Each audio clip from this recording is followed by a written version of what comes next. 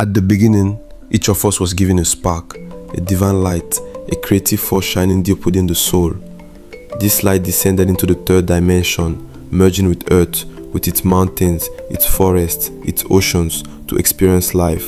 But along the way, trials, conditioning and fear tried to silence that inner light. Yet, all it takes is turning inward, listening to the silence, to remember.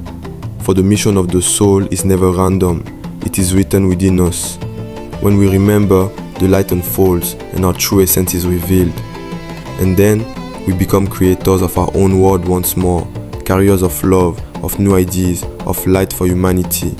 We are sparks of Tatanzambi, the great architect, the builder, the masculine energy of Mama Nkosi, the supreme leader of the armies and of cosmic medicine.